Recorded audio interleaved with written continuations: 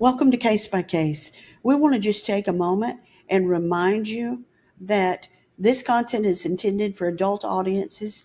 It is created for educational and informational purposes only. Viewer discretion is advised, as discussions may include references to real criminal cases, violence, and other sensitive and potentially distressing topics. While we strive to present every case with accuracy and respect those involved, the material may not be suitable for all viewers. Please proceed thoughtfully.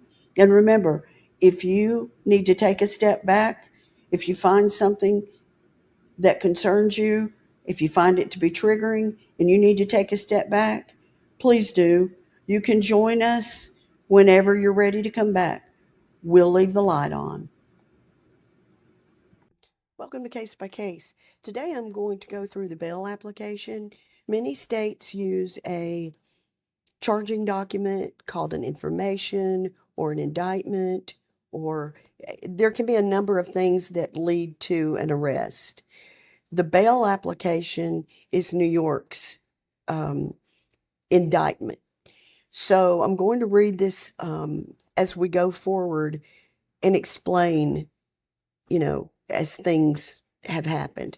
Now, let me back up a second because the last recording that I gave on the Gilgo case was all about Shannon Gilbert, who brought this case to a head when she left,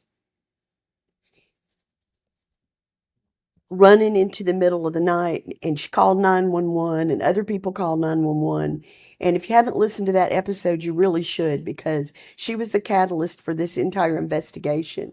And without her actions, and it's a shame they didn't get there in time, but without her actions that night, these other bodies may have never been found. But because they knew that Shannon was in that area, had been running down the road, and had run, into the marshy area, so to speak, they knew they had to search for someone. And when they were searching for someone, that's when they found the other bodies. So, if you don't know anything at all about Gilgo, we're going to be filling in the pieces as we go, because the main suspect in many of those disappearances and murders is Rex Heuermann. And Rex Heuermann was an architect who was working in Manhattan, but lived he lived in a different area from Manhattan from where he worked, but he was not in the gated community, but he was close by. So I'll have to pull that map up and we'll have to go through that at some point. But right now, what I want to do is just let you know that they found these bodies as a result of looking for Shannon Gilbert.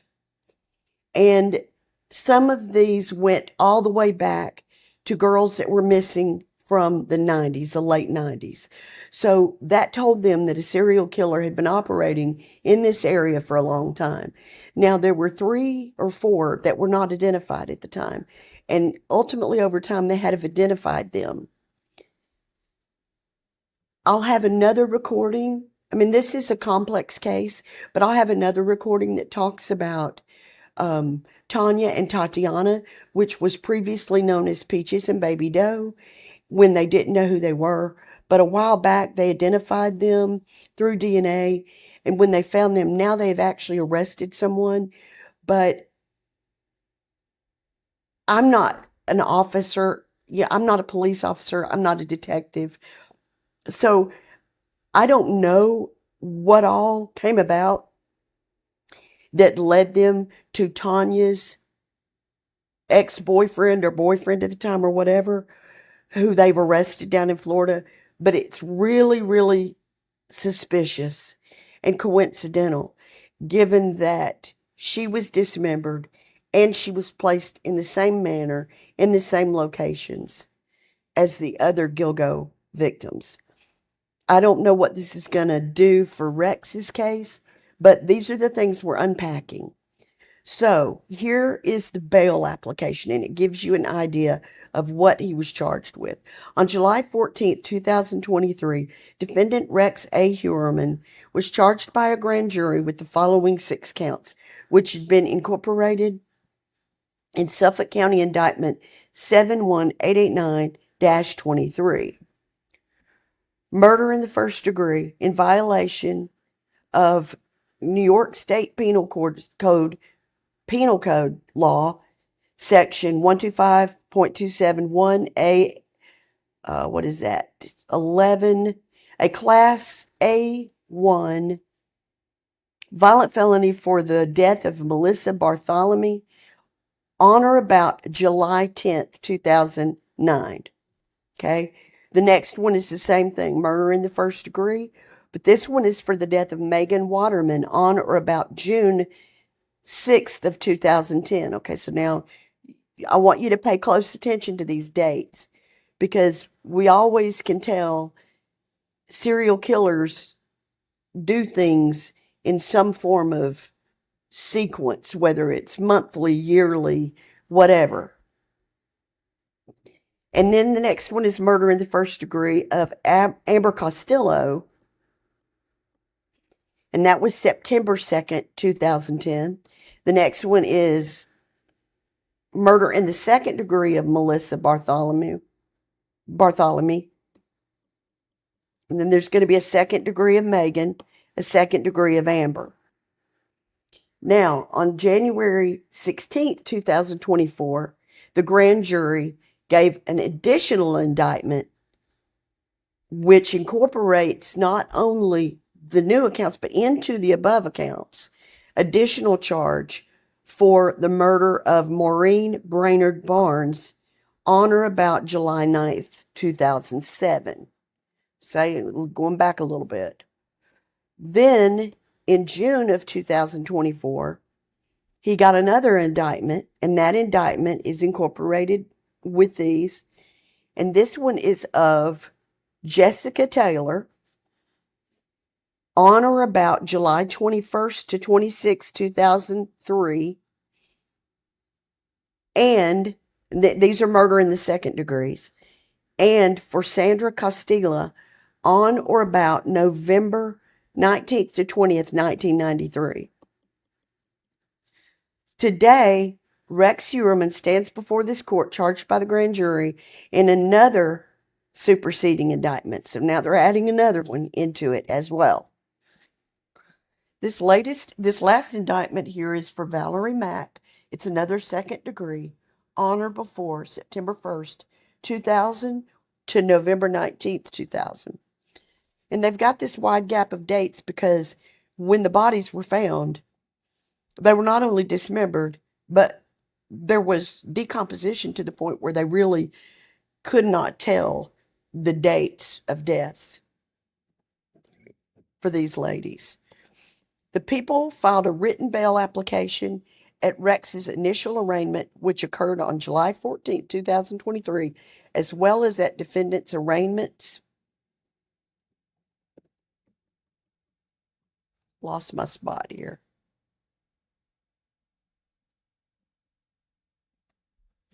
That was okay.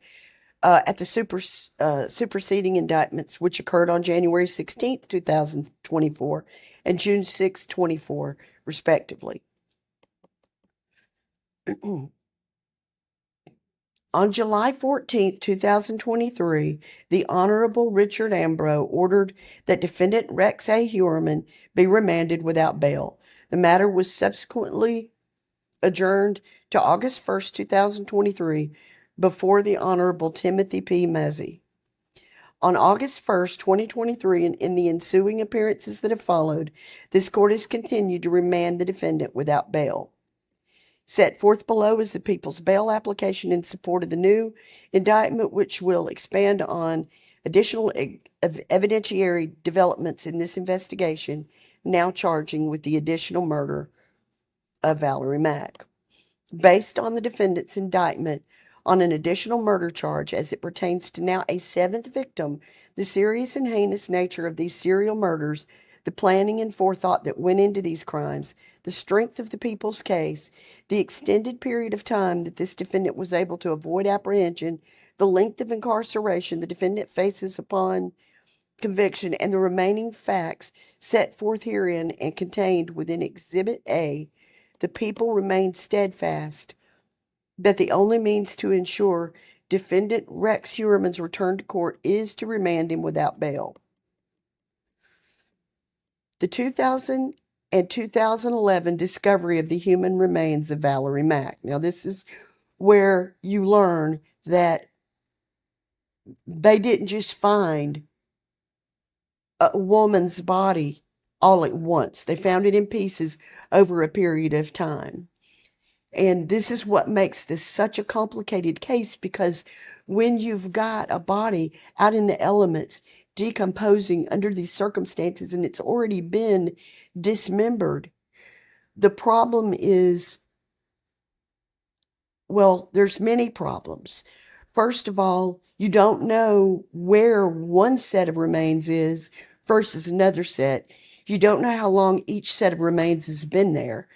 Did the killer put the set of remains in one place and then do the same thing a few days later, or did he do it at the same day?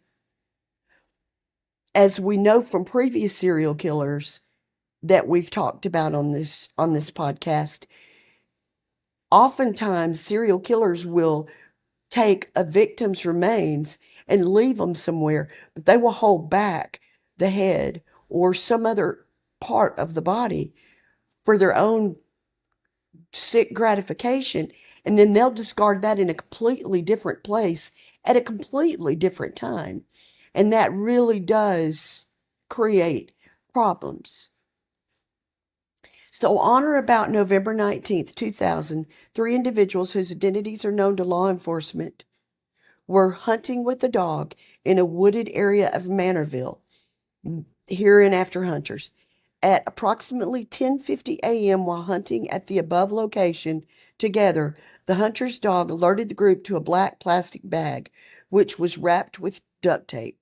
Man, you never want to be out in the wild and find a black plastic bag. No good can come from it. Said bag was located approximately 1 mile west of Halsey Manor Road and north of Mill Road. See the embedded map below, as denoted by, and I'm going to scroll down so you can see it, by the red place mark under the number 00-629-549, which is the unique central complaint number assigned to this investigation. So you can see on this map how far they are apart. And then basically it says, on or about, the footnote says, on or about July 26, 2003, Jessica Taylor's partial remains were found in an area just west of Halsey Manor Road. Miss Taylor had been decapitated and her arms had been severed from her body below her elbows. Miss Taylor's remains were located approximately a half mile from where Valerie Mack's body was recovered. See image above, as denoted by the red place mark under the numbers 03-422-7775, which is the unique central complaint number. So, all right. One partial body was found in one area here on this map, and another lady's partial body was found on the other.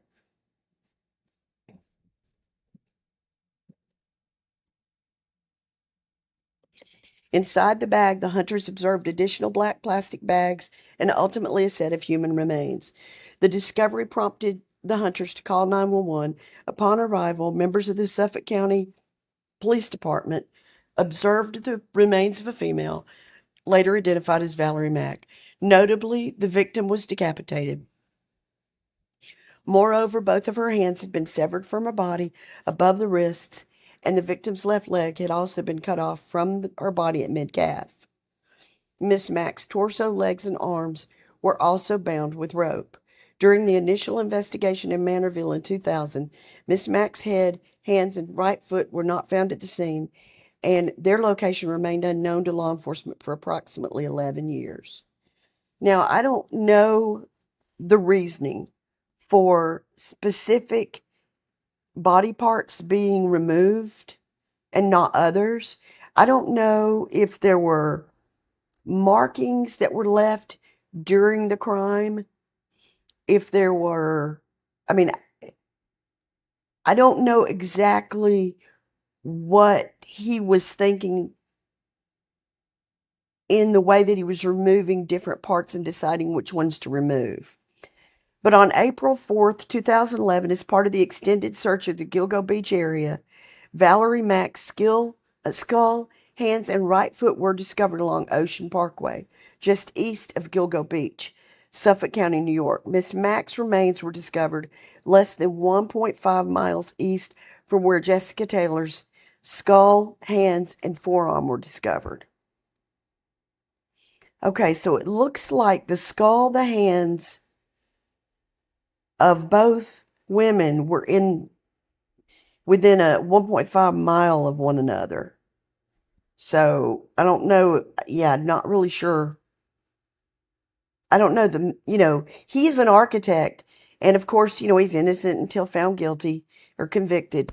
But if he's the one that did this, or whoever did this, if he's the one that did it, he's an architect. And architects are, they've got like an engineer's mindset.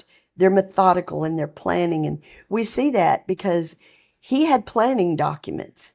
So anyway, let's keep going. This is interesting.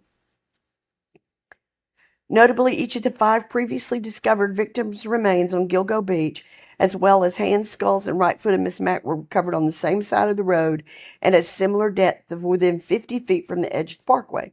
So I guess he was driving through and throwing them out. I mean, I don't know.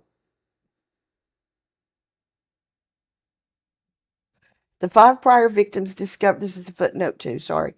5 prior victims discovered on Gilgo Beach include Maureen Brainerd Barnes, Melissa Bartholomew, Megan Waterman, and Amber Castillo, hereafter the Gilgo 4, as well as Jessica Taylor. And on this map, you can see it shows where they are, how close they are. And you've got, one of them is 33 feet from the pavement. That was Maureen. Melissa was 27 feet from the pavement. Megan was 22 feet from the pavement. Jessica 50 feet. And Valerie 50 feet from the pavement. So, it almost seems like he literally did just throw them out. During the initial investigation, Miss Mack's identity remained unknown to law enforcement. The victim had been referred to as Jane Doe number 6. However, a DNA sample developed from Miss Mack's remains on or about May 28, 2020, local law enforcement working with a genetic genealogist from the FBI, as well as the Suffolk County Crime Lab and outside labs, were able to determine her identity as Valerie Mack. Valerie Mack was born on June 2, 1976, in Atlantic City, New Jersey. Her birth name was Valerie Lynn Fulton. At an early age, she was placed in foster care and shuffled between several foster homes until she was ultimately adopted by the Mack family. In 1994, at the age of 17, Miss Mack gave birth to a son and began living with the son's father in Wildwood, New Jersey. Shortly thereafter, she began frequently traveling to and from Wildwood, New Jersey, to Philadelphia, Pennsylvania. In 1996, Valerie had her first contact with Pennsylvania law enforcement, resulting in the first of several prostitution-related arrests by the Philadelphia Police Department. Miss Mack's final arrest came on or about June 25, 2000. Based on the foregoing and the investigation to date, between 1996 and 2000, Miss Mack is believed to have been working as a sex worker primarily in Philadelphia and Atlantic City. While she did advertise online, primarily under the alias of Melissa Taylor, Miss Mack was also known to streetwalk or wander the streets looking for sex work. Shortly after the discovery of her remains in Manorville, Miss Mack's body was examined by forensic pathologists in the medical examiner's office, as well as forensic anthropologists, who were able to determine the victim who had been deceased for approximately 2 to 8 weeks. Recently, the Suffolk County Medical Examiner's Office conducted an independent review of these findings and determined that Miss Mack's death would have occurred more specifically on or about and between September 1st, 2000 to November 19th, 2000. At the time of her death, she would have been 24 years old. These poor girls. It's very sad. Very, very sad.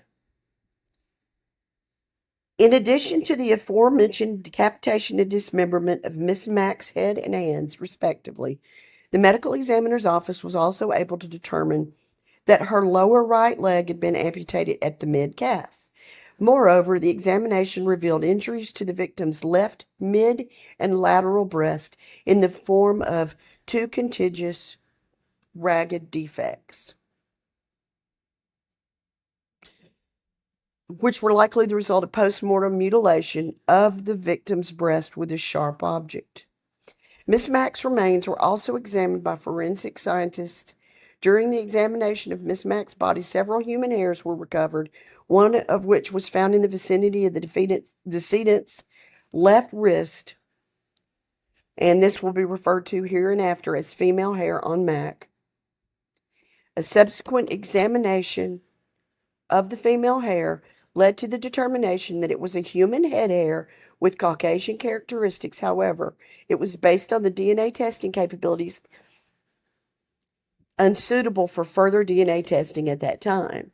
On or about March 29, 2024, the Gilgo Homicide Task Force brought a cutting of the female hair found on Mack to an outside forensics lab, referred to previously as Exhibit A, which specializes in forensic mitochondrial analysis.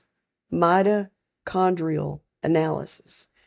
I apologize, guys. I know I'm not, this is not my usual, but I've been struggling with a really bad cough and cold, and I didn't want to wait any longer to do a recording on this because I think it's important because we're moving towards trial, and it could happen in early 2026. We just don't know for sure.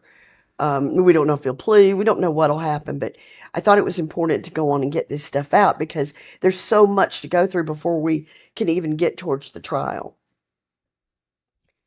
So anyway, if I pause, I'm just getting a drink of water or my coffee or something, clearing my throat.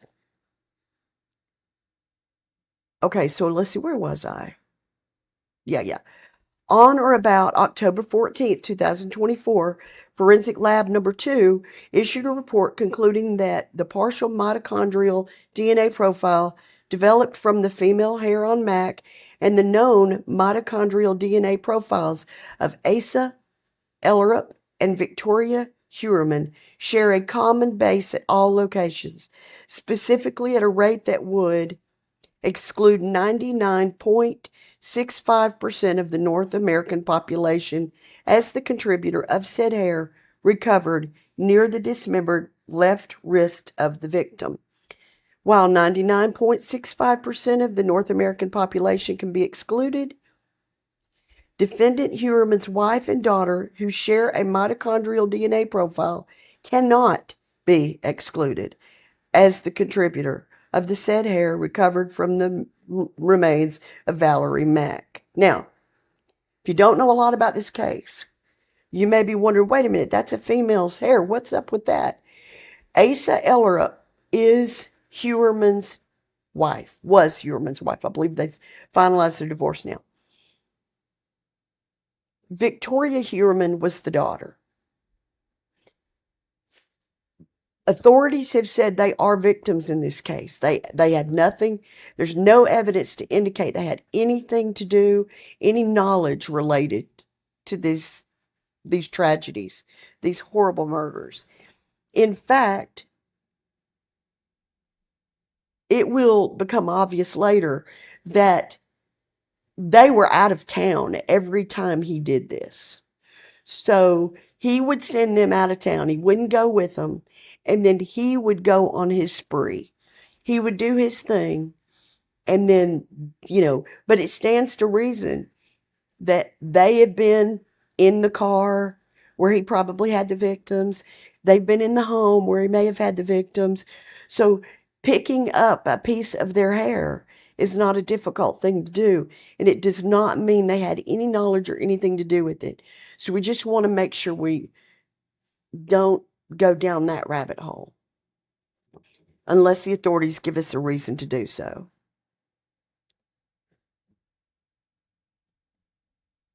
On or about October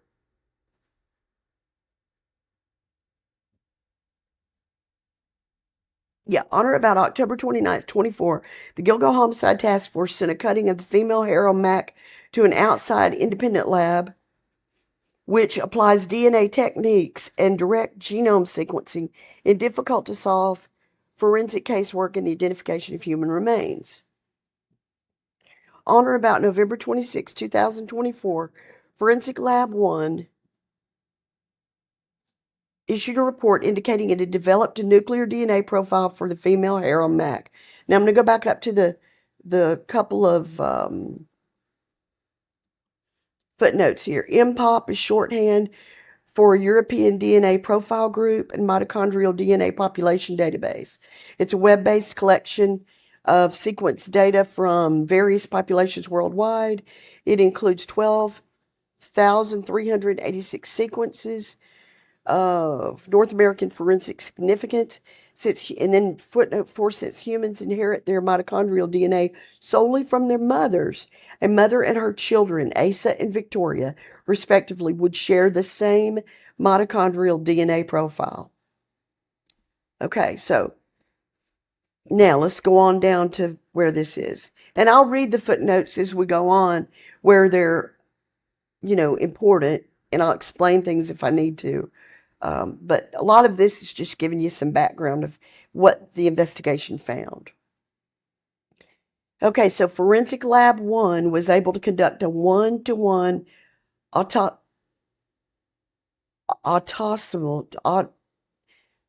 I can never say that word. Autosomal? Anyway, whatever that is, nuclear DNA comparison between said profile developed from female Harold Mack to Victoria Heuermann's SNP genotype file, and this was developed from her buccal swab, which resulted in the conclusion that the DNA profile generated from female Harold Mack is 1.31 times 10 to the 356th power times more likely to have come from a person genetically identical to Victoria Heuermann's profile than any unrelated individual. Now, it's been a long time since I've done things to the whatever power, but that's a lot of more likelies. Okay? So it's pretty much yep, that's hers. That's what we can take from that. Based on the foregoing, it is significant that the two forensic labs have now independently determined that the aforementioned hair, which was inside the sealed black garbage bags containing Miss Mack's remains, specifically near the victim's dismembered left wrist, is substantially more likely to have derived from a person genetically identical to Victoria Heuermann's DNA profile, thereby linking evidence from yet another crime scene to the defendant through his immediate family. Notably, at the time of Miss Mack's disappearance and murder, Heuermann's daughter, Victoria, would have been between 3 and 4 years old. Okay, so that explains that. And you talk about victims. I had a super close relationship with my father, and I cannot imagine what it would have been like to suddenly wake up one day as an adult or nearly adult woman and find out my dad had been doing things like this. It is just heartbreaking to think from the daughter's standpoint how you could find the courage and strength to go on every day in your day-to-day life knowing that no one is ever looking at you the same again. Everyone is going to be saying, I bet she knew. How could her mom not know? Because we all love to be armchair detectives and we all love to solve things. But just put yourself in her shoes for a minute. How utterly heartbreaking this is for her. Daughters often have a very special relationship with their fathers. Oftentimes, daughters are very close to their fathers in different ways, than they are their mom. I know my husband's daughter has a very unique relationship with him that his sons don't. She will come to him with problems. She's grown, of course. She will come to him with problems before she'll go to other people. I just can't imagine how this poor young lady is feeling and the hurt that's going through her every day. The chart on the following page summarizes the results from Lab 1 and Lab 2, which each individually have been able to determine that the hairs recovered on now 6 of the 7 charged victims are forensically tied to Defendant Heuermann, members of his immediate family, or individuals with whom Heuermann resided, lending further support to the conclusion that Defendant Heuermann murdered and transported the remains of each victim. Okay, so and then in the footnote, they talk about the statistical probabilities. We don't have to go through all that. Here's a nice chart for those of you that like to see statistical analysis. Sandra Castilla, there was a male hair found on her, tape lift of striped shirt above victim's head. Okay, this could not be excluded from Rex.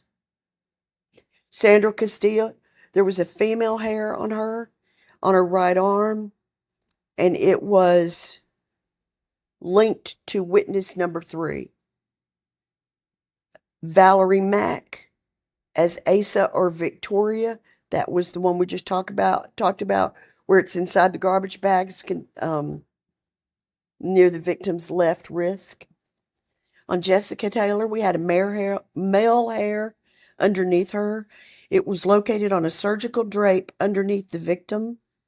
So I don't know if that was maybe something he used to carry her, transport her or something. It was linked to Rex Heuermann.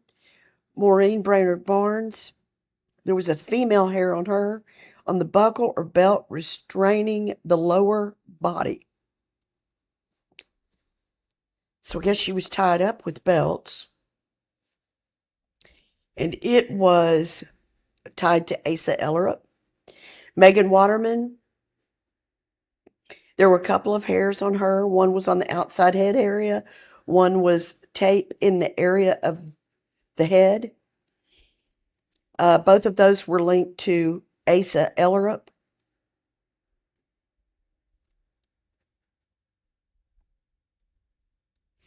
Megan Waterman also had a male hair on her, the bottom portion of burlap. That was linked to Rex. Amber Castillo had a female hair located on the tape in the area of the head, and that was linked to Asa or Victoria. As detailed in Exhibit A, following his arrest, numerous search warrants were executed at Rex's residence, which culminated in the seizure of over 350 electronic devices. In the months subsequent to Heuermann's arrest, the Gilgo Homicide Task Force has attempted to extract and analyze data from each of these devices. As previously detailed, an analysis of these devices has revealed Heuermann's significant collection of violent bondage and torture pornography currently dating back to 1994. You know, something I want to point out here. All these guys that kill, they all have a fascination that starts with pornography. Now, Ted Bundy tried to say that pornography was the thing that really started him down that dark path. And some of the profilers at the BAU and the FBI said, you know, you can't really blame that. There was something wrong. You know, another person can look at pornography and it not have that effect. The problem is these guys are not looking at just pornography. So understand that they're looking at very violent pornography. They're looking at pornography where the women are hunted or bound, gagged, tortured, killed. That's the kind of stuff they're looking at. Now, I remember when I was in college and I was in a criminal justice class with a professor who was, I don't know what her rank was. She was a higher up with a large metropolitan's police force. She was in the detective squad, but I don't remember which one. I mean, what her rank was, captain or something. But anyway, she talked about how these guys would go to someone's home and, for some other crime or whatever, or maybe a murder, and they would find these stacks and stacks of magazines way back. Um, and they were things that you just didn't buy off the rack. You'd had to know where to go to get these things, and that they were really, really violent. And she said that there were so many cases where those guys would have started staging and acting out some of the things and poses that they saw in those magazines. Now, I brought her up because back when I took this, she talked a lot about whether there really were snuff films. It was a very big topic about serial killers who created snuff films. I don't know if there really are snuff films. And what I mean by that is those are films where a person films and records the act of torture and murder of a person or persons and then sells that on a market underground. And they call those snuff films. The black market allegedly has a big uh, shop, a big demand for those types of films. And this goes all the way back to when we discussed this then. And she said she was never, ever able to find the true existence of them, but she would find people and arrest them and they would talk about them. I remember we studied profiling, and when we studied this, a lot of the FBI agents that would come in and talk to us during our trainings and stuff would say they had never been able to determine that there were actual, real snuff films. Now, in today's age with AI, I don't know that you would have to even go to that level. You could possibly stage it and do it that way. But my point for bringing this up is there's no telling what type of pornography he had his hands on. And if it was 350 devices and they found all this stuff going back to 94, I mean, there's no telling what all he did in between these times. And time again, we see where these guys have a catalog of this stuff. Okay, so moreover, in the months leading up to Miss Mack's disappearance and murder, the task force uncovered pornographic images accessed by Heuermann, which include breast mutilation and the tying up of women with rope, which largely coincide with the injuries inflicted on her breast and how the rope ligatures were utilized on Valerie Mack. More specifically, during the month of September 2000, investigators observed a large uptick in downloads of pornographic images depicting bondage, discipline, sadism, and masochism, BDSM. These pornographic downloads were discovered on a compact disc located in Heuermann's home office. So he obviously was getting these ideas and then he was doing it because they were comparing, what he was looking at versus what he did. Specifically relevant to the Mack investigation is on May 23rd, 2020 and July 30th, 2020, Rex Heuermann's home IP address is used to access gilgonews.com, a website previously maintained by the SCPD, to disseminate information regarding the Gilgo Beach investigation. Notably, on May 23rd, 2020, at approximately 11:30 p.m., at the time Rex Heuermann's home IP address visited gilgonews.com, the website page the web page highlighted the updating identification of Manorville Jane Doe, who would 5 days later be identified as Valerie Mack. So he obviously was looking things up as he went forward, curious. Have they found any bodies? Do they know who the bodies are? On July 30th, 2020, at approximately 10:50 p.m., Heuermann's home IP address, once again, visited the MAC-specific portions of the GilgoNews.com website for information pertaining to the investigation. Now, I want to stop here for a second for anyone who doesn't know. When you use a computer, no matter where you are located, if you connect it to the internet, it will have an internet protocol address, and that's what an IP address is. It's different from what we call as a machine access or machine authentication client or code, which is a MAC address. It has nothing to do with Apple computers. That is like this is your unique name, the MAC address. Your IP address is your unique address of where you are on the internet at the time you connect to the internet. So when you hear about people that use proxy servers, those are people that use ways to hide where they are accessing the internet from, that IP address. So if your IP address is 192.168.2.1.1 or whatever, you want to send that to a proxy IP address in another place so that authorities can't track it to your home. But he didn't do that. That's the point. He did not do that. So they know this came from his home IP address.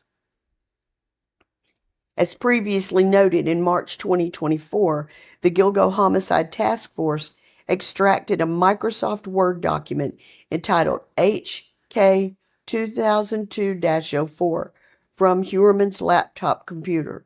As set forth in further detail in Exhibit A, specifically the June 6, 2024 bail application, this was the one before, the task force members believe the Word document to be a planning document utilized by Heuermann to methodically blueprint and plan out his kills, hereinafter referred to as HK planning document, and it's attached as Exhibit B. We'll get to that. The Gilgo Homicide Task Force, I'm just going to start saying task force.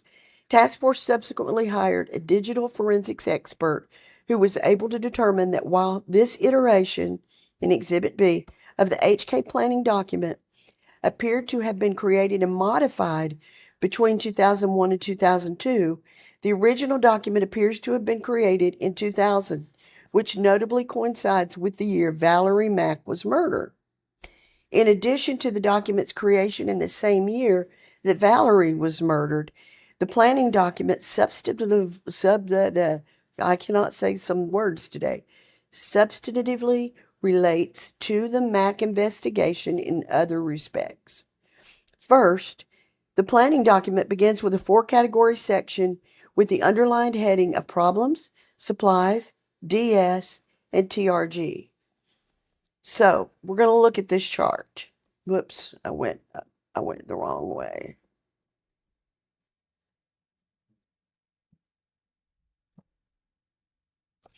Okay. So we've got in the left-hand column problems. Problems are DNA, tire marks, blood stains, fingerprints. MO, I don't know what he meant by that, but plastic bag or cat litter. So I guess that means method. I mean, it could be MO, but I don't know. But anyway, I don't know if that's what he means by it. Trace source of supplies, foot, shoe prints, photos, misleaders. Don't know what that is.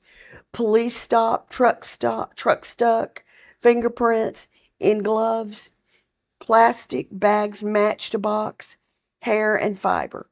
So it looks like these are things that he identified as problems going through his process. He understood that DNA could be a problem. Tire marks could be looked at. Blood stains could be identified. Fingerprints could be sent in and identified. Plastic bag and cat litter Witnesses. Trace source of supplies. For example, you can trace a source of where you bought something. Foot and shoe prints. Obviously, walking to and from a location. Photos, that's if there's any type of surveillance and something catches him. Misleaders, I don't know exactly what that is. Police stop, if he stopped like Bundy did and several others, Berkowitz, it was a traffic ticket that got him, or a parking ticket, I should say. The truck gets stuck, so maybe you're traveling somewhere, down one of these roads and then off a road and it gets stuck. Fingerprints, obviously. Those can be sent in. And then this is fingerprints inside the gloves. So this means, he's worried about, he puts on gloves and then inside out, he discards the gloves and they find the gloves and they get the fingerprints. So he's thinking ahead on that. Plastic bags matched to a box. So in other words, you look at the plastic bag. What manufacturer did it come from? It came from Glad. It came from Hefty. It came from Walmart, whatever. And then you can trace it back to a brand and then eventually trace that back. Hair and fiber, obviously, that leads to the DNA. So the supplies, he's got things, to me, this reads as things he needs. Booties, lye, and acid, I think it means LYE. Police scanner, rope, cord, saw, cutting tools, hair nets, photo film. Now, I don't know. I guess he was doing old school photos instead of digitals at the time.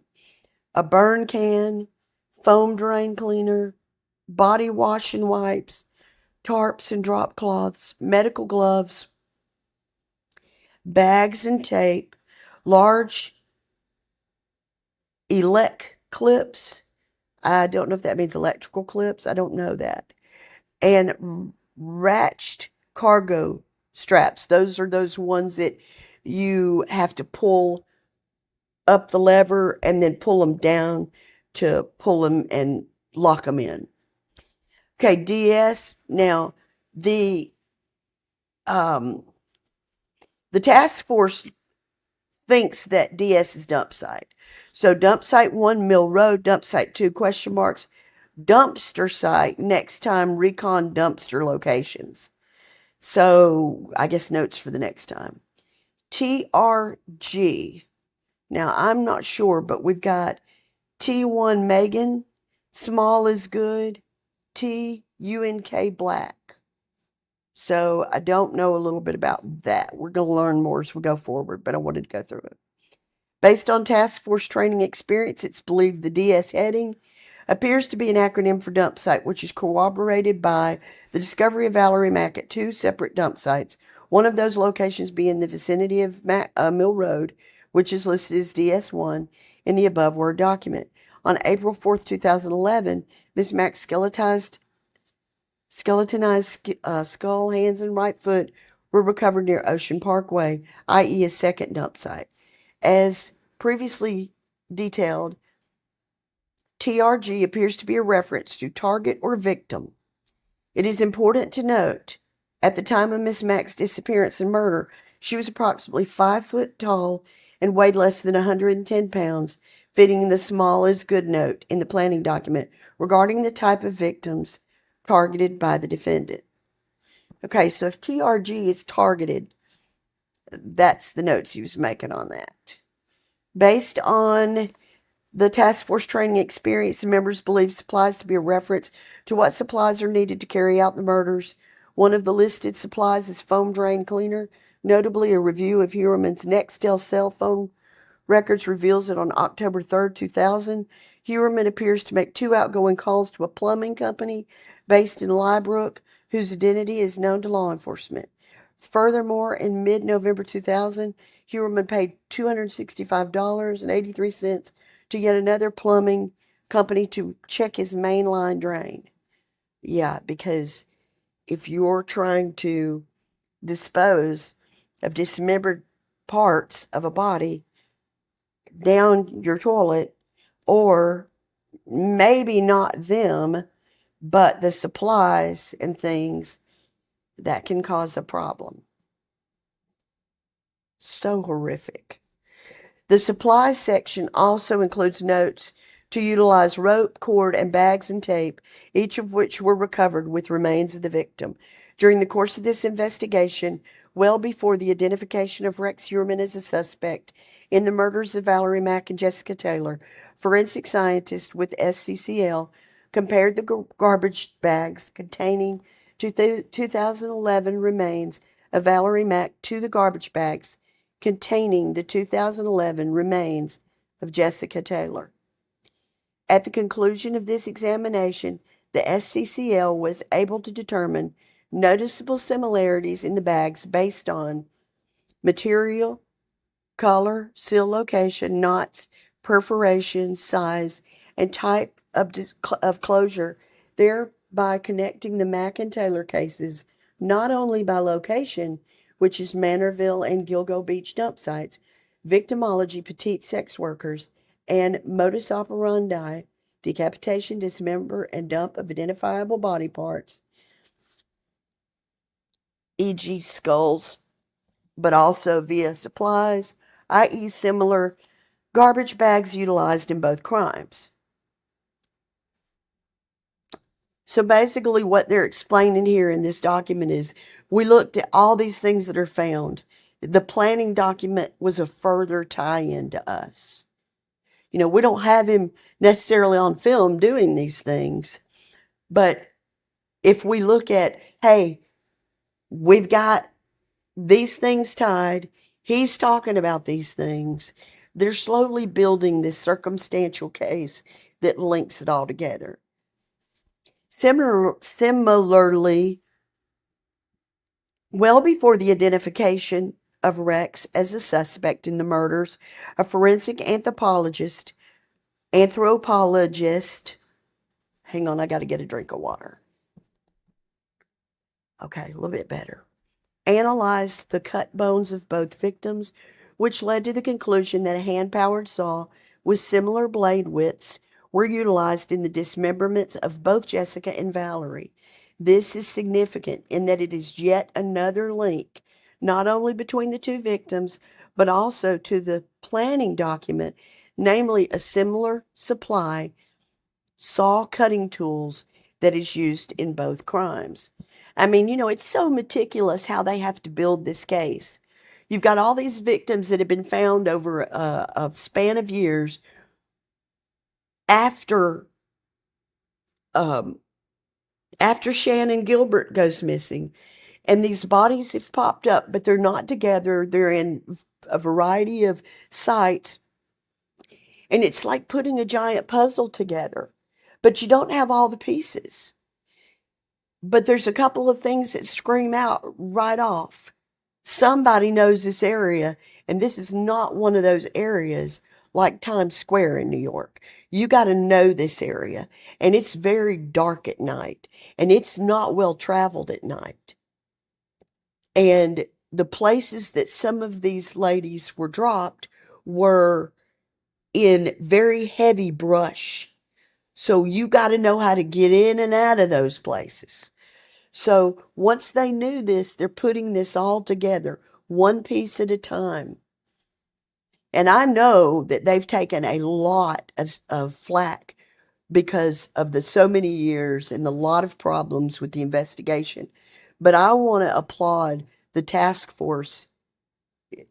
Not that I'm anybody and they need my applause, but you know, you get my point, that I recognize, and we all should recognize, that this was a monumental task. This is the kind of thing that many cases never get solved because of this situation. I mean, he planned it. He thought about it. He sent his family out of town. I know he's innocent until proven guilty. Yes, we understand that. But we're talking about him as the center of this document. So now we got the saw linking them. All right, so we've got garbage bags with the way they were tied. We got saw cutting tools. It contains, the planning document contains a body prep section, which we're going to look at in a minute, with a note to remove head and hands, which clearly relates to the condition of Valerie Mack's remains. Additionally, Valerie Mack was indeed packaged for transport, as this section indicates to do, further increasing the significance of the document's presence on Heuermann's laptop computer. Okay, so of the 4 garbage bags recovered in the 2011 recovery sites of Jessica and Valerie, 3 of the 4 were 40 inches by 32 inches. Only the outer plastic bag containing Jessica's remains was 48 by 32. Despite this difference, the outer plastic bag was similar to the other 3 40 by 32 garbage bags with respect to color, material, knot, perforation, seal, type, and closure. So they're just noting that there was one change in that. Okay, now we get this section that they found in the planning document, body prep. Wash body inside and all cavities. Remove trace evidence, fingerprints, hair. Remove trace DNA. Remove ID marks, tattoos, and marks. Remove marks from torture. Remove head and hands and package for transport. Now, I don't want to get gruesome here, but I want us to think about something. We don't know exactly how much time he spent with each person, okay? So let's say that a person goes missing at 5 p.m. on a day. And let's say that they're not found until several years later. We only know the about times that they were killed between this month and this month. So we don't know, and his family's gone for 2 weeks, let's say. Did he keep this person 2 days, 3 days, a week? We don't really know that. But we do know a lot just from this body prep. And this is what I want to point out. The time he has to take for each victim. Not only does he do all of the things that his fantasy is driving him to do, but he also does this. So after he does the things that he's wanting to do, then he needs to take the time to wash the body inside and all cavities. That's a significant amount of time. Then he needs to remove all the trace. Sorry. Fighting back a cough again. Hold on. Okay. He removes the trace evidence. And so this means washing them down. I've never thought about removing fingerprints and hair from anything, so I honestly don't know what this entails. But I do know that he did have in his possession several books from people that explain, I don't know that they explain how to do this, but the things that previous killers did that got him caught. So he is using that a little bit to learn from it as much as he can. But again, I don't know how you remove trace evidence. I don't know what you would use. Maybe bleach. I don't know. Remove trace DNA. I guess you maybe cut their fingertips off. I don't know. Remove their tattoos and marks. You absolutely would have to do some cutting there. Remove marks from torture. Okay, so that means, were there burns on the body? Were there bruises?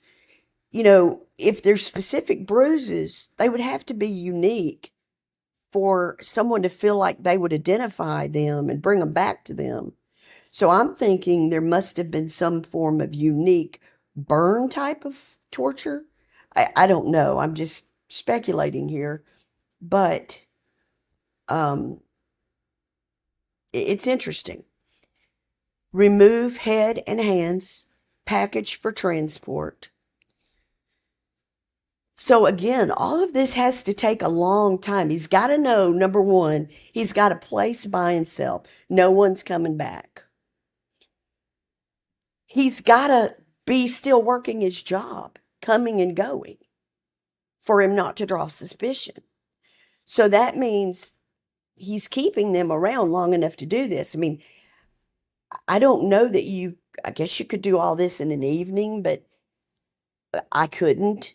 I wouldn't be able to get past the sickness myself, but um, just the hurt of treating somebody like this. But for a killer, I just don't know. I really don't know how long it would take him to do all this.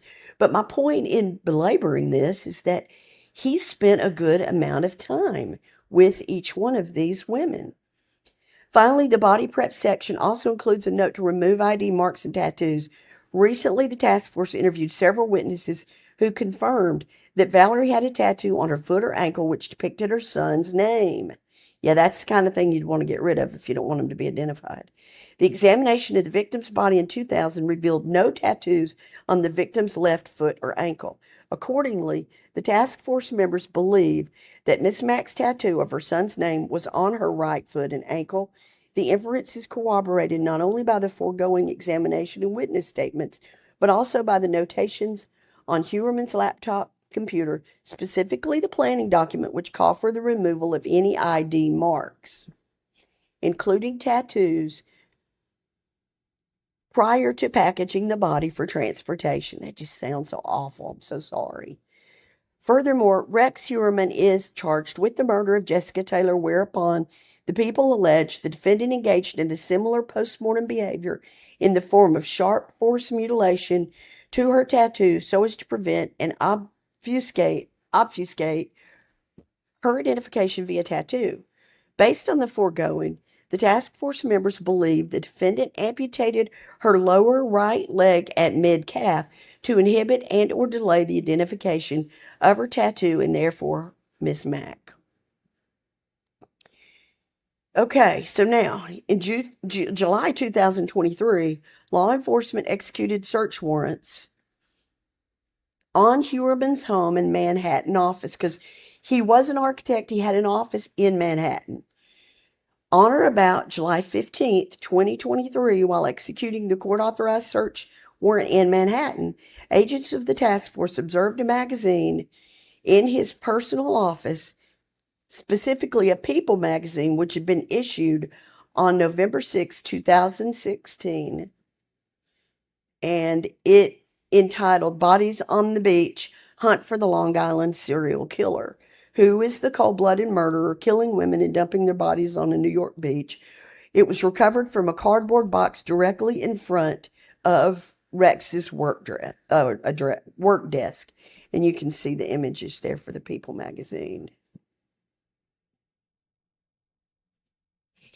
Additionally, on or about July 16th, while executing a search warrant, they also found another magazine. It was Time, and it has a cover story about serial killer. That was in 2011, okay? So they're finding stuff that, he's gone to the trouble of getting these things and reading them and keeping them. Between May 20th to 25th of 2024, law enforcement executed a second search warrant on his Massapequa Park residence. Notably, on May 21st, 2024, agents of the Homicide Task Force seized newspapers from his primary bedroom, which included a New York Post article that had been issued in 2003, July 29th specifically. Said newspaper included an article entitled Serial Killer Eyed in L.I. Slay, which contained details surrounding the disappearance and murders of Jessica Taylor and Valerie Mack. And it shows you this article here.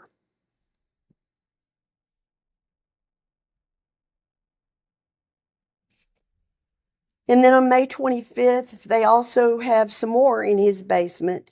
It includes Newsday publications, and that was all the way back to 1993. So he's got all these newspapers going all the way back, which shows he's been following this.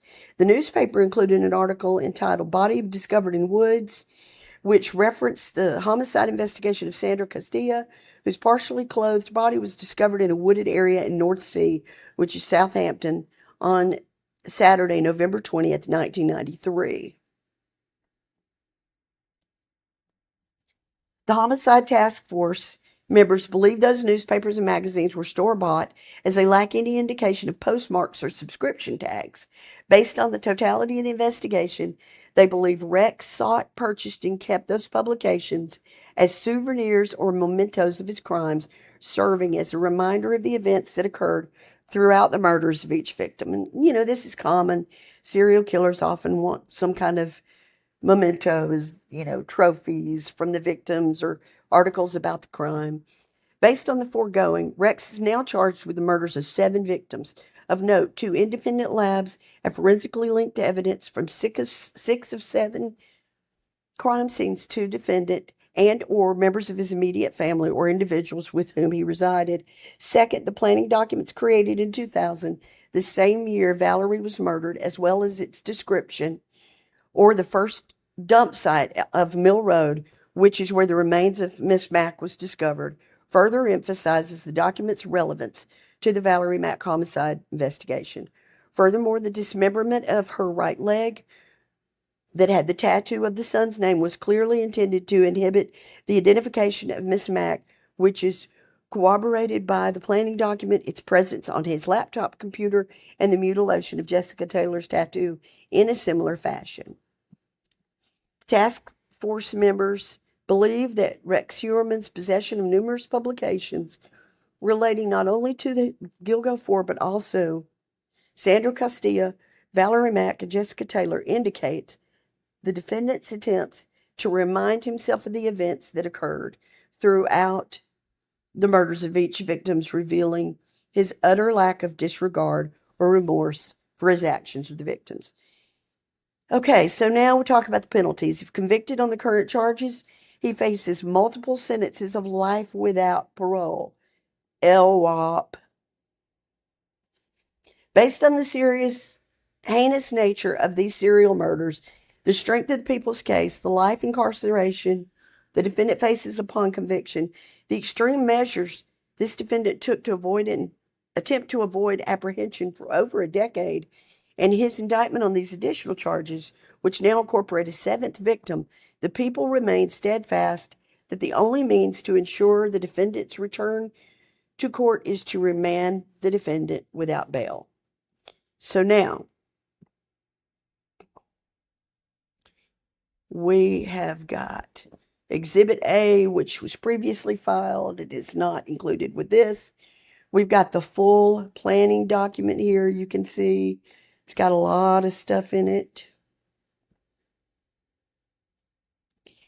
Pre-prep, inspect the vehicle, engage T1. I'm not sure what that is. Target 1. I bet that's Target 1. I think that's what they said. Recon DS1, which would be dump site 1. Locate DS2. So I guess he's thinking, okay, I'm going to put part of them in one place and part of them in another place.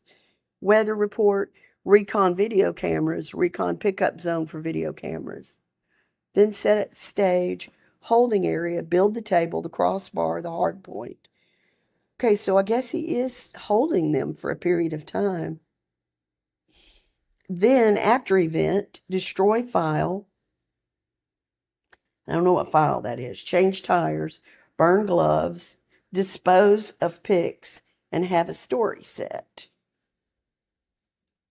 Spur of the moment cover, Stockholm Syndrome.